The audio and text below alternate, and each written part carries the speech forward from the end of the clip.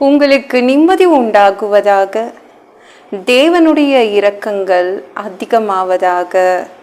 தேவன் என்ன சொல்றாங்கன்னா, இஸ்ரவேலின் ராஜாவாகிய கர்த்தர் உன் நடுவில் இருக்கிறார், இனி தீங்கை காணாதிருப்பாய் அப்படின்னு சொல்றாங்க.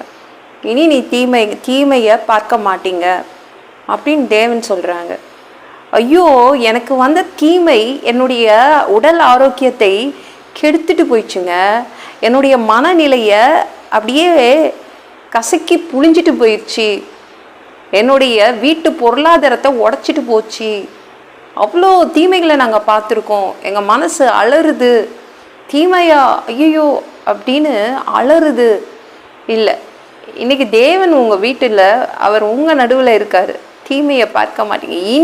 இனிமே பார்க்க மாட்டீங்க. எத்தனையோ தீமைகளை நீங்கள் இப்போ இவ்வளோ நாள் பார்த்துருக்கலாம், ஆனால் இனிமே பார்க்க மாட்டீங்க. ஏன்னா இஸ்ரவேலின் ராஜா வந்து நிற்கிறாரு. சாத்தான் வந்து நிற்கல, எந்த பிசாசும் நிற்கலை உங்கள் வீட்டில். யார் நிற்கிறது? இஸ்ரவேலின் ராஜா, நம்முடைய கர்த்தர் வந்து நிற்கிறாரு. அதனால் தீமையை பார்க்க மாட்டீங்க, நன்மையை பார்ப்பீங்க, ஆரோக்கியத்தை பார்ப்பீங்க, சரிங்களா? நிம்மதி சந்தோஷத்தை பார்ப்பீங்க, சரிங்களாங்க? நீங்கள் யோபுவோடைய குடும்பத்துக்குள்ள யாருங்க நின்னது? சாத்தான் நின்னான். என்ன பண்ணுறது? யோபுக்கும் அவங்க மனைவிக்கும் புரியவே இல்லை, சுத்தமாக புரியல. யார் இந்த பிரச்சனையை கொண்டு வரதுக்கு காரணம் யாருன்னு தெரியல. யோபு மனைவி வந்து தப்பாக புரிஞ்சுக்கிட்டா. சாத்தான் உள்ளே நிற்கிறது அவளுக்கு தெரியாது. என்ன இது தேவன் பண்ணுறாரு அப்படின்னு நினச்சிட்டு தான் அவள் முடிவெடுத்தா. அவள் நினச்சா, என் புருஷன் எக்கச்சக்க தீமைகளை அவர் வந்து எதிர்கொண்டுட்டாரு. அவர் எதிர்கொண்டதுனால அவருடைய ஆரோக்கியம் உடஞ்சி போச்சு.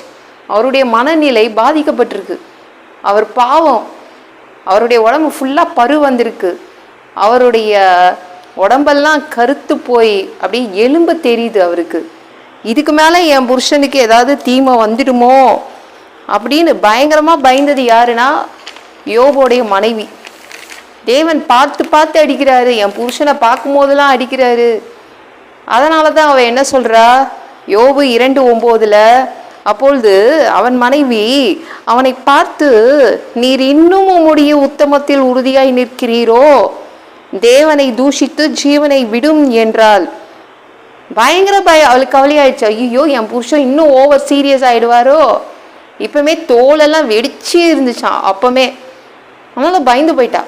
அதனால தான் அவள் சொல்கிறா, இன்னும் தேவன் உங்களை அடிப்பார், அதுக்குள்ளே நீங்கள் தற்கொலை பண்ணி செத்துடுங்க. அவள் ஒரு முடிவு கொடுக்குறா.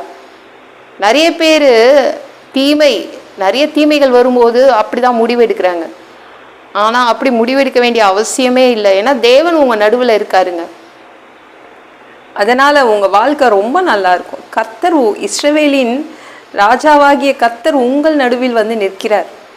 அதனால் இனிமேல் தீமையை பார்க்க மாட்டீங்க, சரிங்களாங்க? பயப்படாதீங்க. ஐயோ, எனக்கு வந்து தீமையா, என்னை உண்டு இல்லைன்னு பண்ணிட்டு போச்சுங்க.